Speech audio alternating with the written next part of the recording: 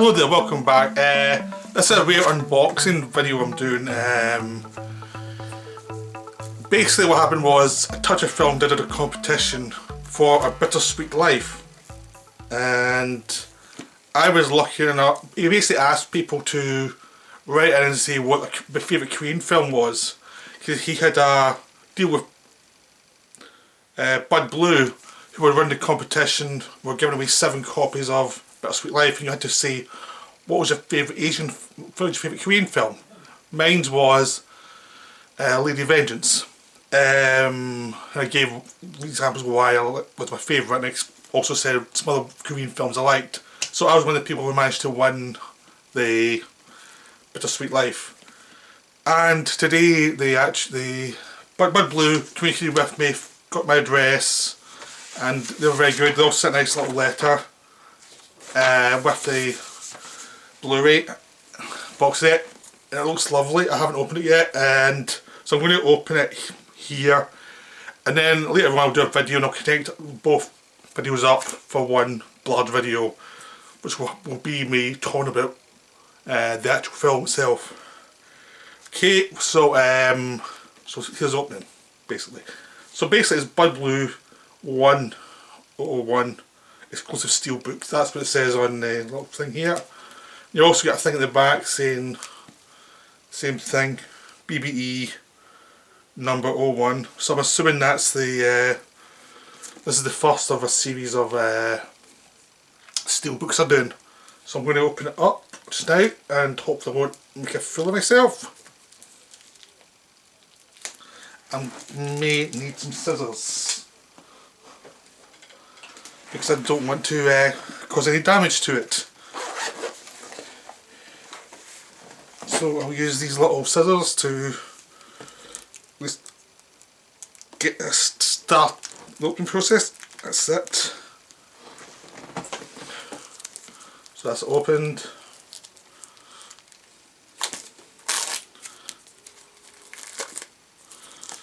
So this is very exciting because I love box sets. Box sets are some of my favourite things. I've just probably seen from other videos. I've got quite a few of them. So let's see.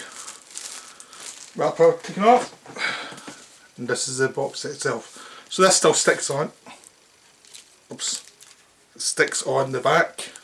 So I'm just ensuring it's secure.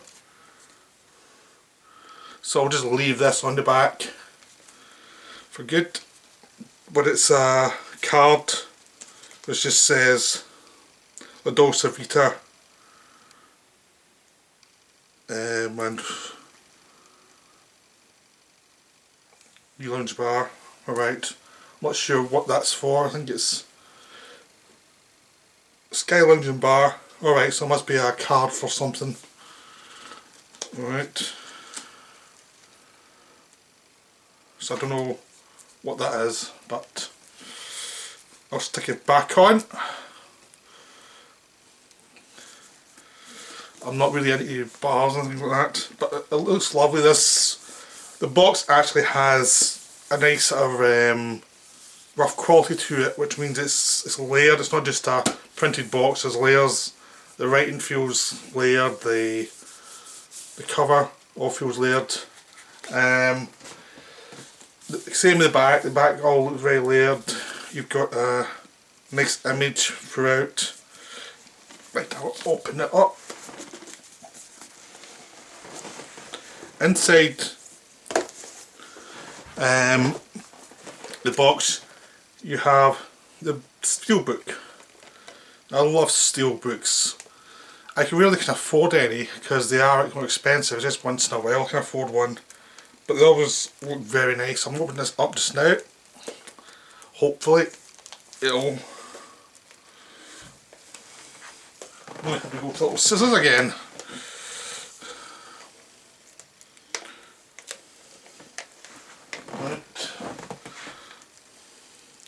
So again, thanks to Bud Blue and to Touch of Film. Touch of Film was great for running this competition. Bud Blue gave me the copies, so it was a really nice thing for them to do. Obviously, if you watch my channel and don't watch Touch of Film, I would say go and see his channel. He does a lot of Asian films, and he ends up doing like a huge variety of films. It's not just one kind of film. So you end up adding to a lot of lists of films you need to buy, and like I've bought quite a few films because I've watched his channel, and he brings up a lot of films that come out later on and become very popular. Like he's promoted stuff like An Elephant Sitting Still, and then there's a lot of like old videos where you'll be covering lots of films that are now out over here that you'll get a good appreciation of, and you'll get an idea of if they're your kind of film really. So I would definitely recommend going and see his channel, not just for the recent releases, also for the older videos where you get a lot of detail about films you might interest you in now on release here. So you get a very wide range of films, so it's not just a current channel, it's a channel with a good library of things to watch. So it's opened, the back looks lovely. Don't steel books always look lovely. Right, I'm going to open it up, and inside you get the disc, and also inside you also get the cover here. And I'll open it. I'll take the disc out and show you the inside. That looks lovely. A man with a gun. Always great. Right, I'm going to open this up now and show you what's inside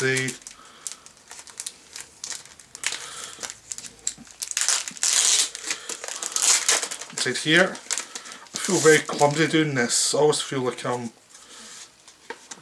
opens up very nicely. This little cover thing here. So you get cards of the characters of the film. There you go. And you get a nice backing from them, and they go back inside this, so it's a very beautiful collection here. So I'll put that over to the side. I'll put this over to the side as well. Inside you also get this, which opens up, which has a booklet for A Bittersweet Life. It's all in Korean, but you also get it in English. So you get a mixture of Korean and English. So it means you can read it wherever you can read it and see the imagery, but you can also have the Korean writing as well. So that's lovely. I mean, it's a very lovely booklet. It's just beautiful actually. And you get other cards, images from the film, which also look lovely. Now Bittersweet Life is hard to hold over here. You can get it on DVD really, but in Britain it's a film that's, I'm not sure it's been released on Blu-ray. I've never seen it in Blu-ray. But I think a lot of Asian films, because Tartarans doesn't really do stuff now, a lot of it's a case of buying it from import. Like I've got quite a few films imported. It's just the way you do it. You just hope, because I'm a multi-region player, it's not so bad for me, but you also hope there's subtitles.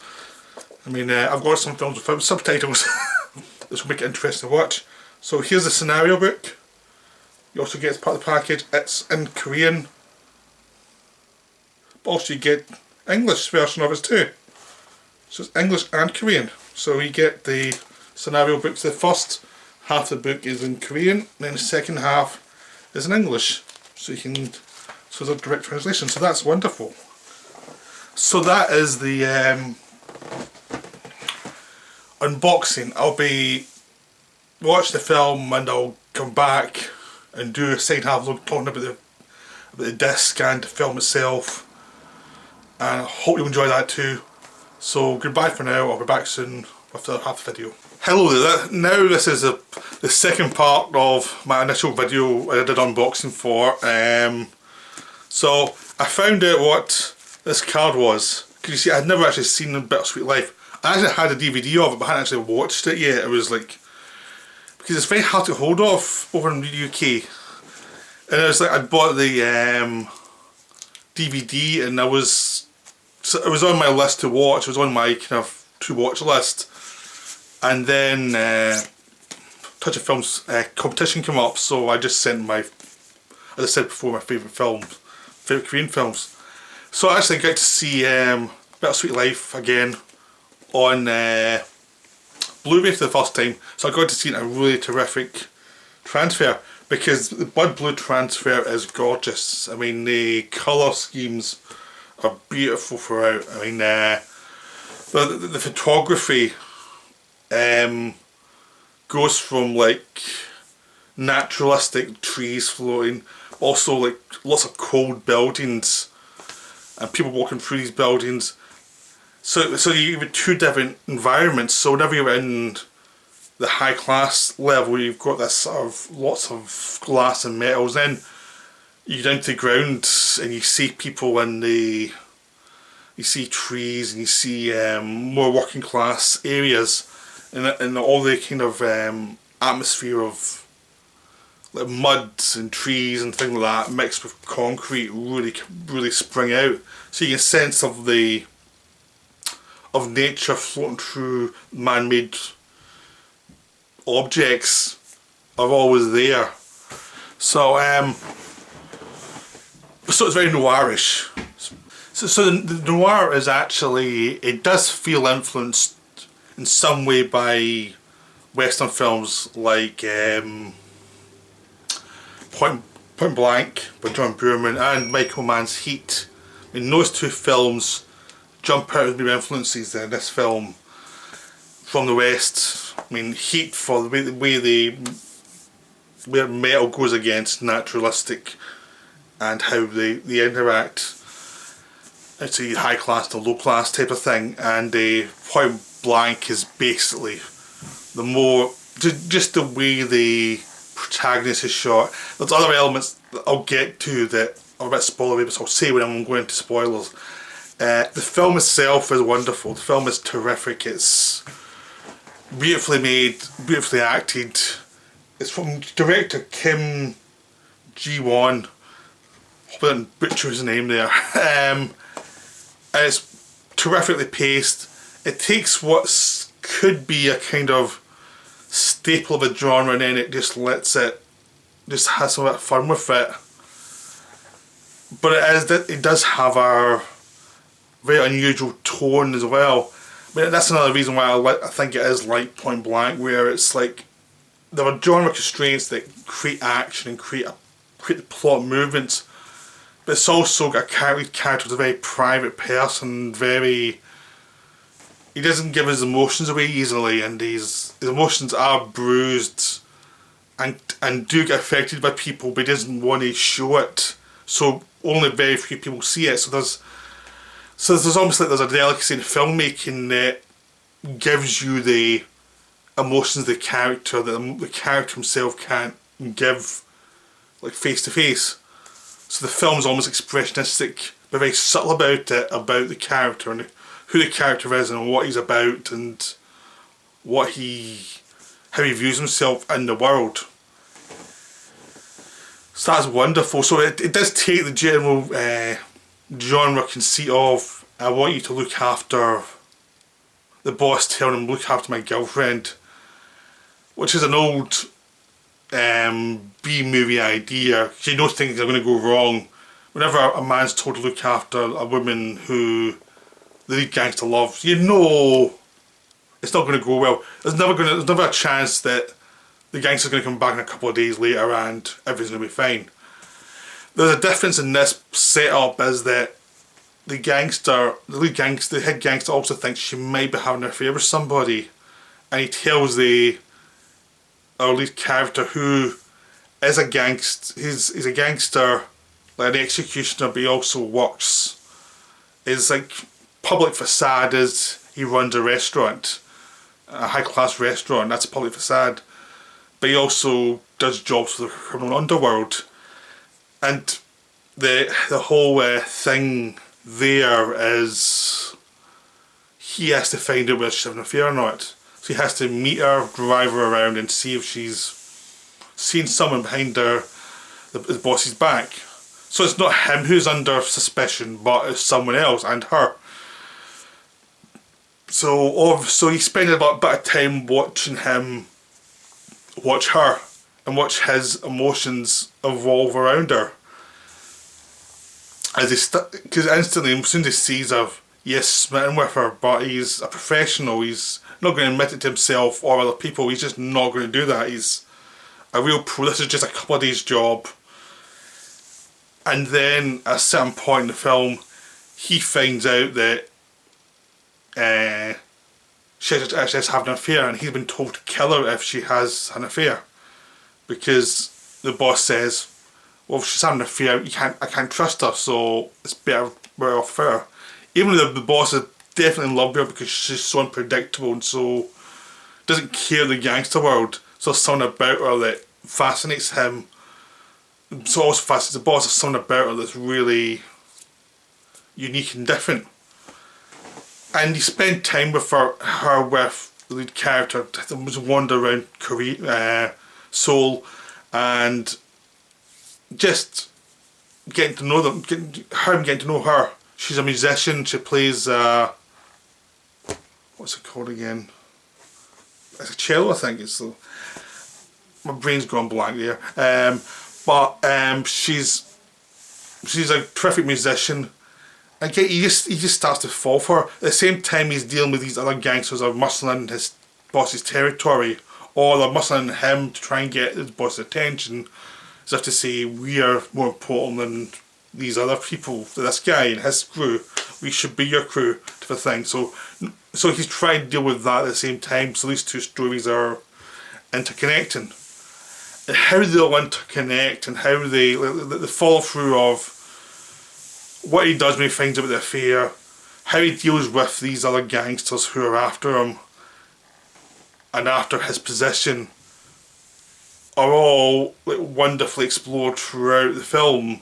And how so each storyline sets up a character beat for him, and you get illustrated his basic character, where he's stubborn, where he's dismissive, where he's arrogant, where there's a softer side to him. So you get a sense of this guy in this weird drifty style, even though it's very propulsive in the plot.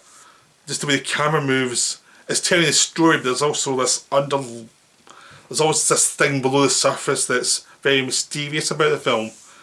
It's not going to give you all its secrets. There's always something more. There's always something under the surface you have to interpret, and it's one of those films it'll be really interesting to watch again and see how it all connects. But it does all connect though. I mean, everything, by the time the film gets to the end, everything's paid off in a very satisfying way. But there is how impassive this character is, except for a few certain points, and how the style shows you what he's feeling. It's just wonderfully done, because most directors would have tried to do that, and a character who doesn't show much, so the style's going to show it. They always overdo it. They always have characters in the background overstating who this person is, and there tends to be long speeches and stuff. Now in this one, it's not that way at all. It's just like a lot of comments here or there, and it's always about how the guy's shot and how he reacts to things, very small reactions. How the character's paced throughout, how the character's movement's paced, how he moves within a frame tells you a lot about the character and how he reacts to certain things. But it's not like you stop in the film and you see how he reacted. No, there's a certain qualities. Like, the director's intelligent, expects the audience to be intelligent, the audience can figure it out for themselves. We're not going to tell you stuff you don't need to know. And if something confuses you, it's meant to, so you'll figure it out later on. You'll find out what's going on as the movie progresses, so nothing's ever going to be left hanging in a bad storytelling way. So everything's really well developed and really well explained. This is as far as I can go, pretty much, without spoilers, but I will say the action's terrific in this film. There isn't that much of it. Well, there is as the further goes on, but it doesn't feel like it's a barrage of action. Like, the only reason for its existence is action. Now, the actions, there are spots of action, they're really intense, and they get to the point and then they move on. There's never a feeling that they're trying to kind of overdo it. There's not never set. I mean, it's a big action because it's part of the genre of a gangster movie is the action, but it doesn't feel like it has to have like 2/3 of the movie be an action sequence. It's much more complex than that.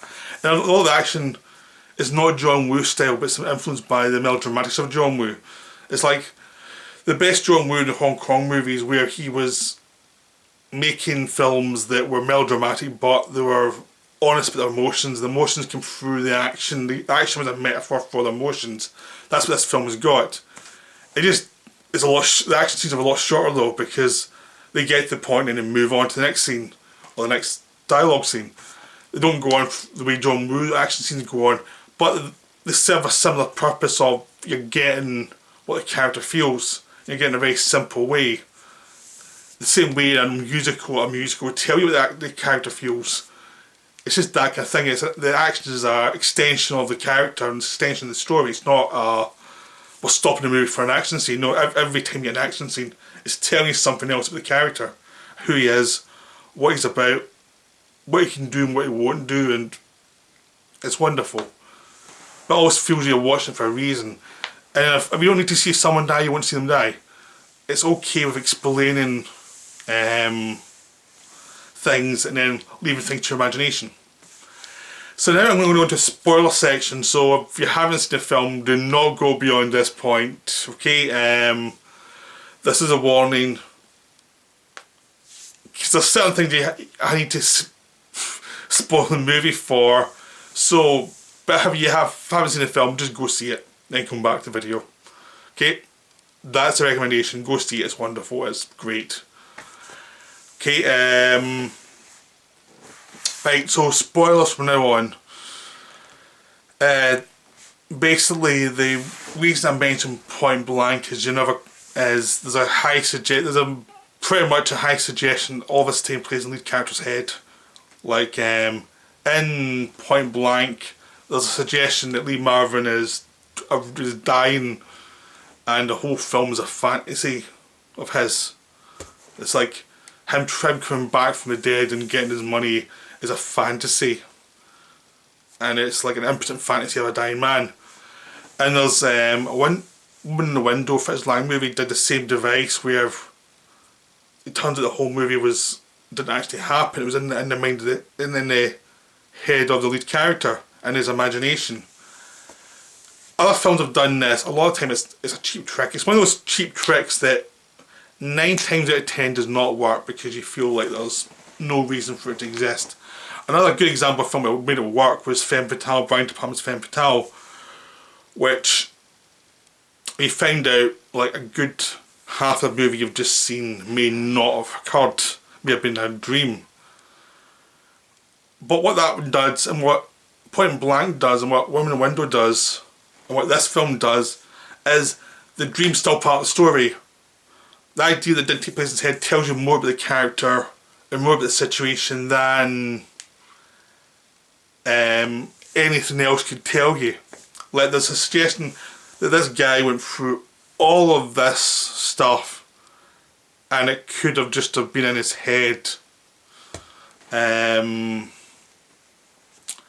Could have been really embarrassing for film, but this film, because you see him do all these action scenes and he's been set up as this isolated figure and this man who's alone, who cannot connect, and this story becomes of him.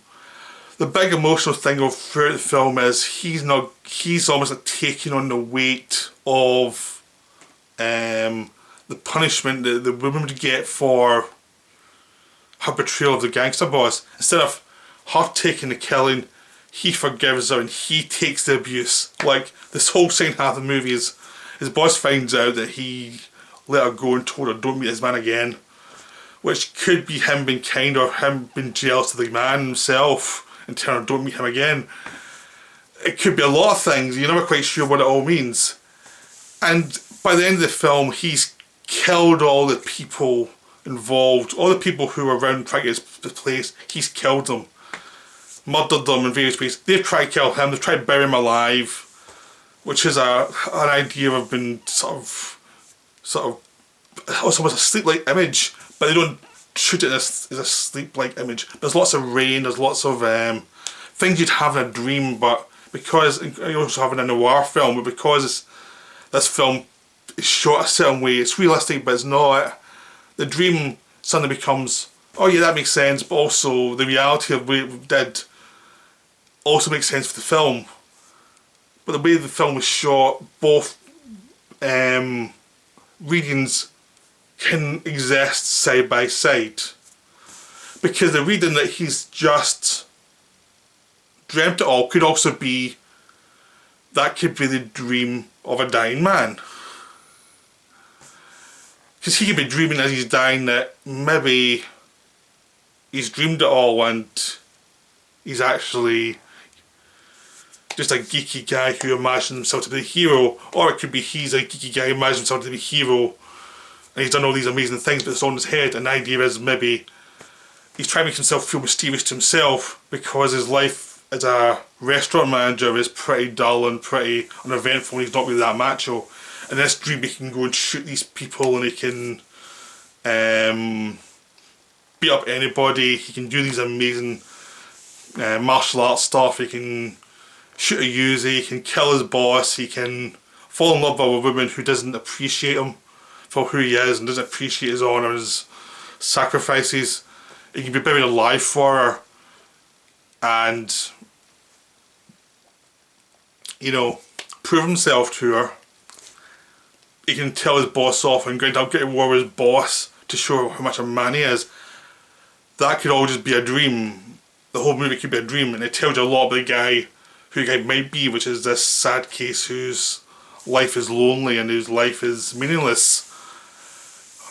Or he really was that guy in the end where it's revealed as a potentially a dream could in fact be a dream of a dying man. It could be either way. One movie did this really well was Total Recall, the Schwarzenegger film actually, where you're never quite sure at the end, was it a dream or was it reality what you've just seen? Because it could be either. This film does this. I mean, it heads towards the whole movie was a dream for the guy who's at the end is doing this boxing thing to himself in a window. And it suggested he's dreamt the whole thing up about fighting all these people while he's waiting to go and deal with something in this hotel. But that's very satisfying one way, but the other way, like, this all happened is also satisfying. But it's a very immature fantasy, so it's chiding you for your immature fantasies of what could be happening to you for your life. But you also can enjoy the immature fantasies. And you're implicated because everyone has immature fantasies from time to time. So it's way more complicated about your life and your existence once you get through that ending. And it does sort of tie you to the kind of problem of imagination. And problem of imagination is it can spin out of control and it can limit you and it can create reasons for holding back in your life because you've got your fantasy life. Sort of like Brazil, where the guy didn't do anything because he had his fantasy life. So there's that kind of explanation, but the way the film was shot, it's realistic but not all the way through. It is a melodrama, it is a noir melodrama. These are the kind of things that we like to watch always to get out of our daily lives. So the melodrama feels real to you as well, and the melodrama feels it has created a reality for you, an emotional reality that's very satisfying. So what are you really? Are you a product of your imagination? Are you a product of reality? In reality you're kind of a bit of both, just like the film was a bit of both, a bit of fantasy, a bit of reality. And the good thing is in the film, sometimes the lead character is very cool, but other times he's clumsy and makes mistakes. It's almost like reality's kicking him back in, or it could be a guy making mistakes. It doesn't really give up its give itself up that way. But that, again, that's what's so satisfying about it, is like, because it could be the guy who's dying would love to have just been a geeky guy and do that, and that could be that could be his dream of not being, when he's dying, it could be a dream of him just doing this little punch up to himself as a geek. That could be what he wanted to be rather than a mysterious guy, but also the mysterious guy would be a dream of a guy who has no mystery. So it's a wonderful film. It's very complicated, and there's lots of weird, intriguing characterizations of the girlfriend, the woman who he sacrificed him for. She's fascinating and has a really nice presence. The boss and all the minions coming after him, they've all cast really well so that there's a real threat to them, but also they're kind of comic at the same time. There's a sense of humour. Some of them will threaten others, some of them can be funny, then can be really vicious. So it's about the emotional side of pulp and what we need from pulp. So it's a wonderful film. I would definitely recommend you seeing it. Hopefully you've watched this after you've seen it. But I needed to talk about the ending to really discuss the film. So again, thank you very much to Bud Blue for running the competition. Thank you very much for Husa, A Touch of Film, for running it, and for choosing my answer as one of the people that would win the Blu-ray. It was a wonderful film, it really was, and I can't wait to watch it again. It's so good. So I hope you enjoyed this video, and I'll see you soon.